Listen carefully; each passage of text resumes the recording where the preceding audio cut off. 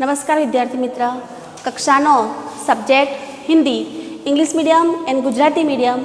आज हम पढ़ने वाले हैं 6 चैप्टर जिसका नाम है मेरी बीमारी श्यामा ने ली। इसके पहले लेक्चर में हमने देखा था कि जो हरिवंश राय बच्चन है उनको जो बुखार आ रहा था वो सामान्य बुखार न था। पूरे 9 महीनों तक उनका वो बुखार चला और जब उन्होंने उसका इलाज करवाना चाहा तब उनके जीवन में कौन कौन सी समस्याएं आई, वो उनको बुखार जो उसको झकझोर दिया, उनको हिला दिया। और तब उन्होंने सोचा कि स्कूल से छुट्टी ले लूँ। देखो अब यह बुखार मामूली न था, इसका संबंध उस तूफान से था जो मुझे पिछले 9 महीनों से झकझोर रहा था और जो शांत होने से पूर्व सबसे अधिक विद्या संकर झटका मुझे दे गया था। स्कूल बंद था, ट्यूशन पर मैं जाता था, उनकी आमदनी की मुझे ज़रूरत थी। किताबों की बिक्री अनियमित थी, कर्ज सिर पर चढ़े थे। बुखार 10 दिन चला, 20 दिन चला, महीने भर चला, 2 महीने चला, जुलाई आ गई जब बुखार के साथ ट्यूशन पर भी जाना होता था। न दिन भर स्कूल में पढ़ाना भी पड़ता था। बुखार का नमूना वही, सुबह बिल्कुल नहीं और शाम को 101 डिग्री से 102 डिग्री के बीच। कमजोरी दिन दिन बढ़ती हुई, कभी धीमी खांसी, दवा शौकिया दवा बांटू एक होम्योपैथ कर रहा था। कभी कभी सोचता क्या मुझे तपेदिक हो गया हो तो एलोपैथी का इलाज अपने बूते से बाहर। क्या उस समय मेरी जीवा पर सरस्वती बैठी थी कि जब मैंने कहा था कि श्यामा की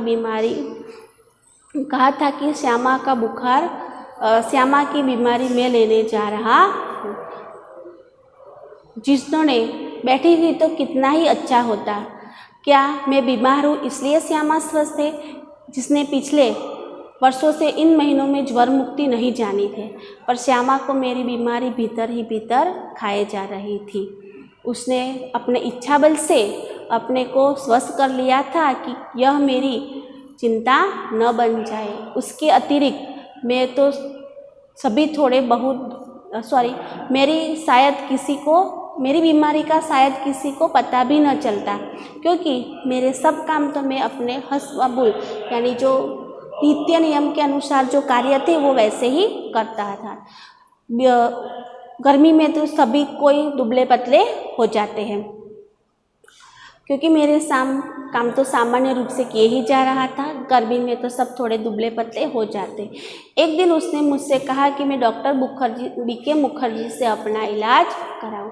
मैंने टाल मटोल की, आनाकानी थी, तो उसने ब्रह्मास्त्र छोड़ा कि जब तक आप डॉक्टर बीके मुखर्जी को नहीं दिखाएंगे, अपनी जांच नहीं करवाएंगे, अपनी परीक्षा यानी जांच, तो मैंने खाना नहीं खाऊंगी। ब्रह्मास्त्र मुझे मानना ही था। डॉक्टर बीके मुखर्जी को भय था कि मुझ पर क्षय का आक्रमण हुआ है। उन्होंने उसको लिख दिया और कुछ दिन चिंता मुक्त होकर पूरी तरह आराम करने को कहा। नुस्खा हकीम या वैद्य द्वारा बताई गई रोग की औषधि। तो ये नुस्खा मुझे मौत का परवाना लगा। क्या मेरी विदा का समय आ गया? क्या इतने ही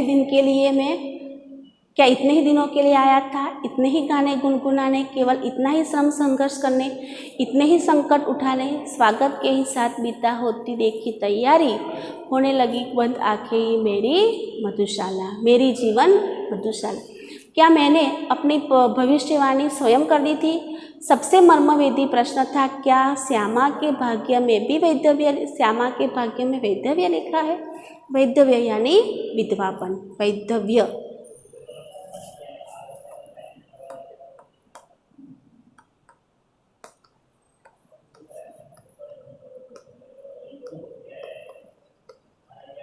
और विधवा किसे बोलते हैं? जिसका पति मर चुका हो वो विधवा कहलाती है। तो लेखक जो थे वो कहते हैं कि क्या श्यामा के भाग्य में वैधव्य भी लिखा है? मरने से मुझे डर नहीं था, मुझे कठिन भी नहीं लगा। कठिन लगा मरने से पहले जीना। पूरे आराम का अर्थ होगा ट्यूशनों से छुट्टी ले लूँ, ट्यूशनें छोड़ दूँ, स्कूल से छुट्टी ले लूँ, ज़्यादा लूँ तो बगैर तनख्वाह लेने को तैयार हूँ। फिर घर का खर्च कैसे चलेगा? फिर वो घर एक पैसा भेजने की भी स्थिति में नहीं थे। उनके भाई शालिग्राम थे, तो उनकी जो आमदनी थी वो इतने सक्षम भी नहीं थे कि वो घर का खर्च चला सके। कल उनकी बदली भी हो सकती है, तब वो एक पैसा भी घर पर नहीं बेच सकेंगे। पुस्तकें की आमदनी थी, पुस्तक जो लिखते थे वो सब राइटर कॉलम वो आती है ना, वो लिखते थे, तो उसकी आमदनी वो अनियमित और अनिश्चित थी। कोई नियम नहीं कि चलो 500 रुपये आ जाए तो कल भी 500 ही आएंगे, कोई उसको कहा नहीं जा सकता, अनियमित और अनिश्चित थी। तो इस सब की उनको क्या थी, चिंता थी।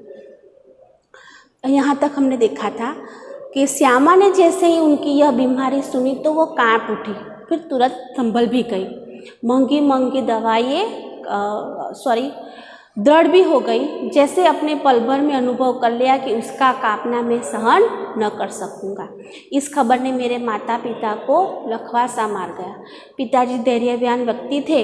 उन्होंने मुझसे कहा, घबराओ नहीं, हम घर बेचकर तुम्हारा इलाज करवाएंगे, आप चिंता मत करो, जो घर है वो घर हम बेच देंगे, लेकिन तुम्हारा इलाज कराएंगे। देखो, क्षय तपेदिक यानी क्षय और टीबी, जिसे आज हम उसे बोलते हैं टीबी, बरसों पहले एक जीवलेण रोग था कि जिसकी कोई इंसुलिन खोजी ही नहीं गई थी। लेकिन आज जो जिसको अगर क्षय होता है तो उसकी गवर्नमेंट द्वारा हम प्राइवेट क्लिनिक में भी उसका अच्छे से उपचार करा सकते हैं और स्वस्थ भी हो सकते हैं। तो उस वक्त ये जिसको होता था तो वो व्यक्ति मर ही जाती थी, उसका बचना बहुत ही असंभव सा होता था। 100 में से 9% तो कोई बचता ही नहीं था। 10% जो ऐसे लोग थे कि वो अपनी इच्छा बल से, आत्मशक्ति द्वारा वो बच सकते भी थे, कॉन्फिडेंस के द्वारा। तो ये तपेदिक की बीमारी सुनकर उनकी पत्नी कांप उठी, फिर संभल भी गई कि मैं अगर ऐसे ही बन जाऊंगी तो उनको के मन पर क्या होगा। उनके माता पिता थे, वो एकदम लकवा सा मार गया, क्या करे क्या ना करे, ऐसी कोई सूझबूझ उन्हें नहीं। लेकिन फिर उनके पिता जो तो धैर्यवान व्यक्ति थे, उन्होंने कहा, तुम चिंता मत करो, हम अपना घर है वो घर बेचकर तुम्हारा इलाज करवाएंगे। शालिग्राम असमर्थ था कि एक उश्वास लेकर रह गए। भाई उनके थे लेकिन वो असमर्थ था, लेकिन उनकी आय जो थी, आमदनी जो थी फिक्स थी, वो कुछ करने में सक्षम नहीं। उश्वास यानी निश्वास की सांस लेकर रह गए। मैंने कुछ दिनों के लिए ट्यूशन और स्कूल से छुट्टी ले ली। किताबों की बिक्री से कुछ रुपए पड़े थे, उनसे दवाई मंगा ली और चारपाई पर लेट गया। श्यामा की सेवा साकार हो गई। क्या किया फिर, पैसे थोड़े जो पड़े थे वो इससे दवाई ले ली और चारपाई पर लेट गया, यानी आराम करने लगे। देखो यहाँ पे डॉक्टर ने निश्चित होकर आराम करने के लिए कहा था। जब बहुत कुछ करने को रहता है, चिंता के लिए समय ही कहाँ था। अब तो चिंता ही चिंता करने को थी। विशेष चिंता भी मुझे सिर पर चढ़े कर्ज की। मेरा इलाज हो या न हो, पर कर्ज की किस्तें तो जानी ही चाहिए। उसकी नियमित अदायगी के साथ मेरी साख जुड़ी थी। साख यानी प्रतिष्ठा।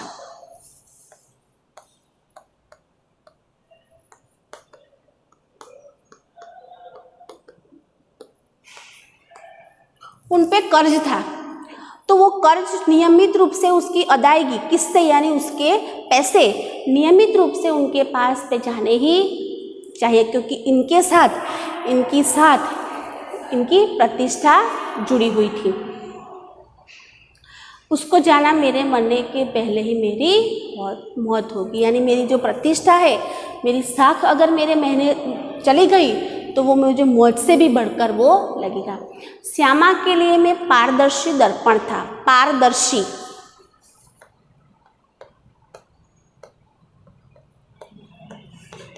पारदर्शी तो जिसके आर पार देखा जा सके।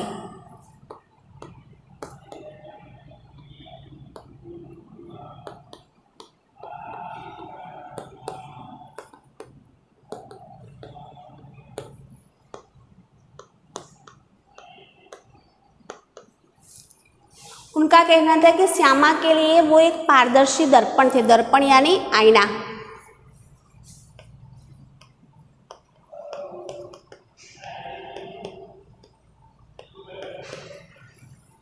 वो एक ऐसा आईना थे जो श्यामा उनको अच्छी, पारदर्शी यानी लेखक के आर पार कुछ देखा नहीं जा सकता, ऐसा नहीं, क्या है कि उनके मन में कौन सी बात चल रही थी वो उनके पत्नी को पता चल जाता था।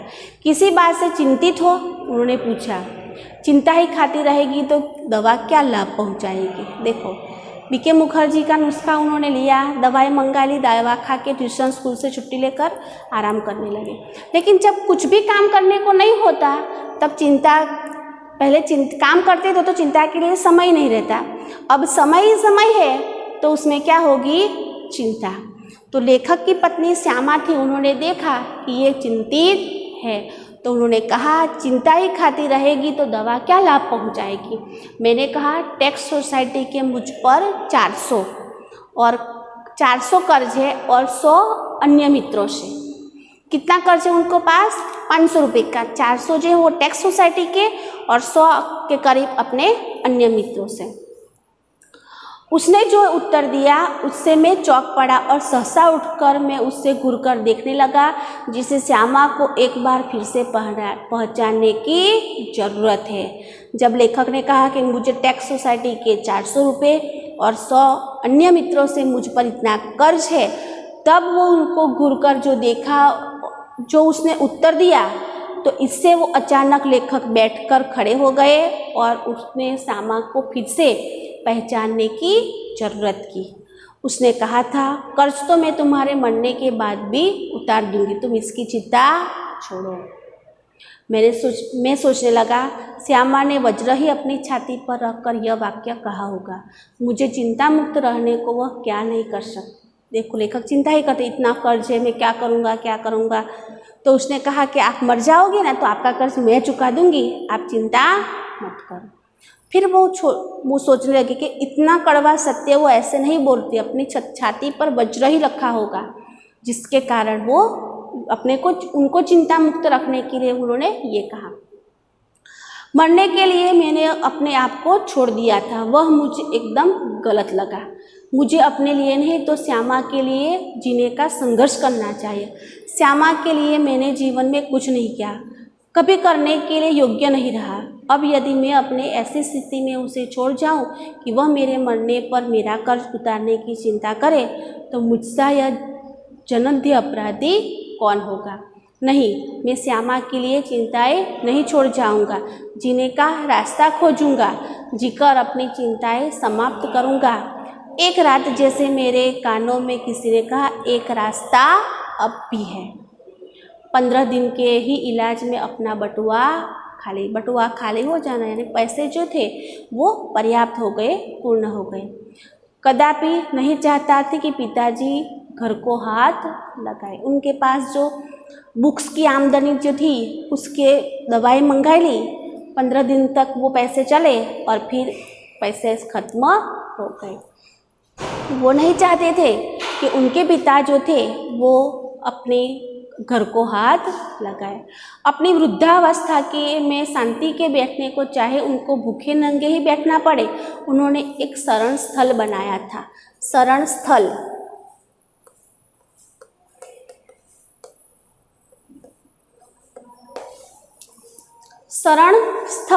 कि जहाँ शांति से वो स्थल पर बैठ सके, ऐसा उन्होंने आश्रय, शरण स्थल यानी आश्रय स्थान।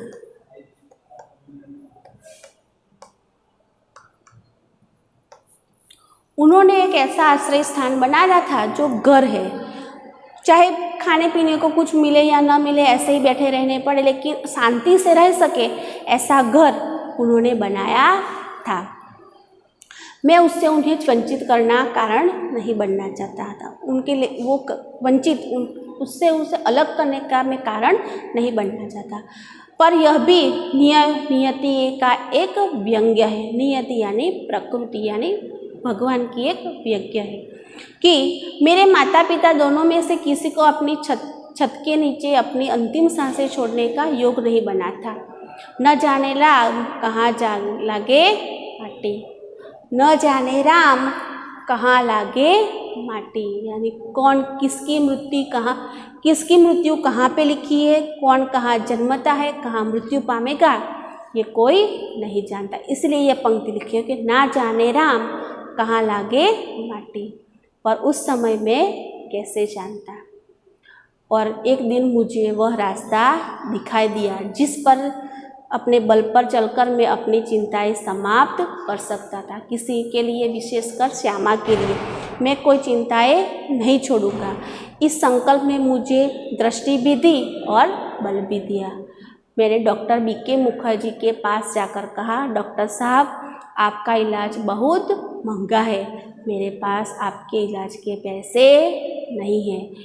इसके पूर्व कि मैं और कुछ कहूँ या पूछूं, उन्होंने अपने बदनाम मुंहफट स्वभाव से कहा, पैसे नहीं है तो जाओ मरो। मुंहफट यानी स्पष्ट बोलने वाला।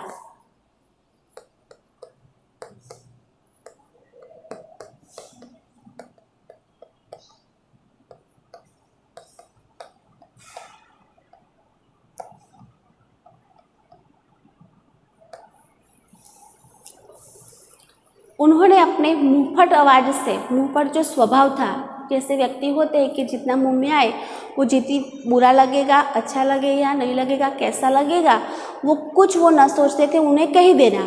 तो जैसे ही बच्चन जी ने कहा कि मेरे पास पैसे, आपके इलाज के लिए पैसे नहीं हैं, तो उन्होंने कहा कि पैसे नहीं है तो जाओ। मुझे जीवन में चुनौतियों से ही बल मिलता है। चुनौती यानी ललकार, मुझे बल मिलता है। वे यदि मुझे 100 बरस जीने का आशीर्वाद भी देते तो शायद जीने के लिए संघर्ष करने में मुझ में इतना बल न मिलता जितना उनके जाओ मरो शब्दों से संचय किया। संचय यानी एकत्रित।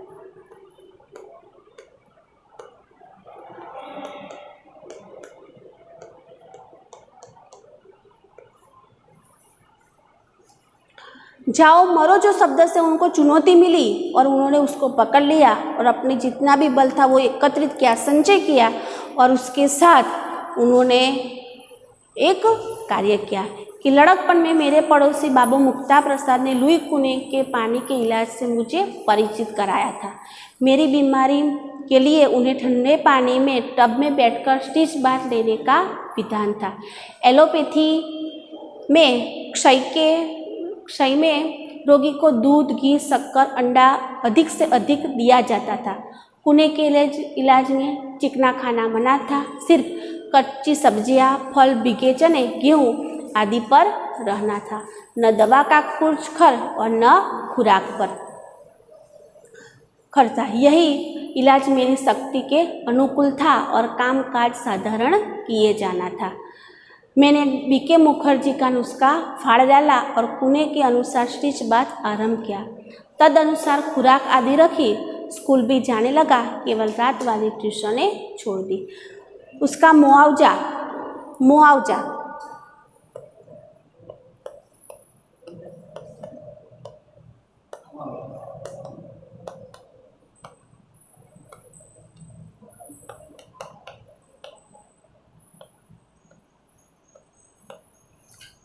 यानी बदले में मिलना।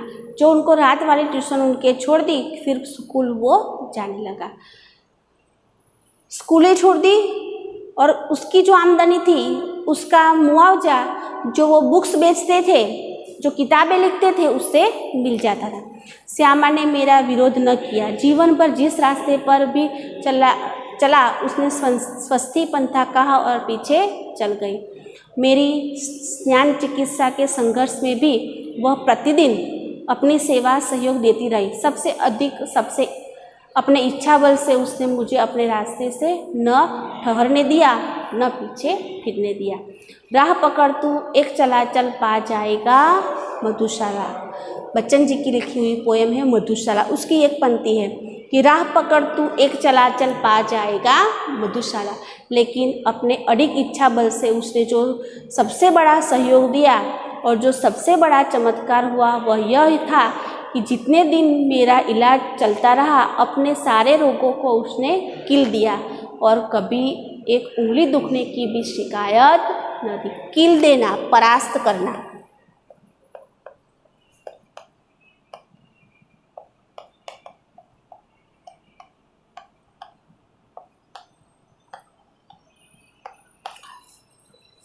उसने अपने दिनों में जितने दिनों तक डॉक्टर बच्चन जी का इलाज चला उतने दिनों तक, उतने महीनों तक उन्होंने कभी एक उंगली दुखने तक का भी उन्होंने जिक्र नहीं किया और वहीं पे वो अपने इच्छा बल पे ही वो टिकी रही। शायद उसके प्रति इस निश्चिंतता ने मुझे अपने रोग लड़ने की जितना बल दिया उतना किसी चीज़ ने नहीं। इस आत्मनिर्भर, आत्मनिग्रह, इच्छा बल, हठयोग की समझ में नहीं आता उसे क्या नाम दूँ। बड़ी महंगी कीमत उसने चुकानी पड़े। अपने क्षय ज्वर से पूर्णतः मुक्त हो जिस दिन मैंने सामान्य भोजन किया 15 अप्रैल 1936 को, ठीक उसी दिन वो चारपाई पर पड़ गिरी और फिर न उठी। 216 दिन बराबर रोग शैया पर पड़े रहने के बाद 17 नवंबर 1936 को उसने अपना शरीर छोड़ दिया। सामान्य श्यामा के और अपने विवाहित जीवन में 18 महीनों, अपने उन अंतिम 18 महीनों में मुझे और उसे दोनों में मौत के साथ संघर्ष करना पड़ा। मेरे संघर्ष में श्यामा ने अपनी इच्छा शक्ति, आंतरिक मंगल कामनाएं दी, इतना सहयोग दिया, इतनी अपनी सेवा दी, इतना अपने को दिया, इतना अपनी से चिंता विमुक्त रखा कि मैंने उस संघर्ष में विजय हुआ। पर उसके संघर्ष में बहुत मैंने अपनी शुभकामनाएं दी, बहुत सहयोग दिया, बहुत सेवा दी, बहुत अपने को दिया, पर वह पराजित हो गई। संभवतः एक मोर्चे की कमजोरी से वह मेरे विषय वस्तु के में अंतिम सांसों तक चिंता भी मुक्त नहीं हो सकी। तो जितनी चिंता जो डॉक्टर बीके मुखर्जी का नुस्खा उन्होंने फाड़ डालने के बाद उन्होंने लुई कुने का पाने का उपचार करने में उनकी पत्नी ने बहुत सहयोग सेवा दी। जितने दिन वो बीमार रहे हर प्रकार से न तो उनको पीछे हटने दिया, न तो वो हटी, अडिग रहकर उनकी सेवा की। लेकिन इसका फल उनको क्या मिला? अपने पति की सेवा करते करते उनको वो बीमारी मिल गई और जिस दिन स्वस्थ होकर बच्चन जी ने सामान्य भोजन लिया उसी दिन वो चारपाई पर गिरी और फिर न उठ सकी। 216 दिन बराबर वो रोग शैया पर रही।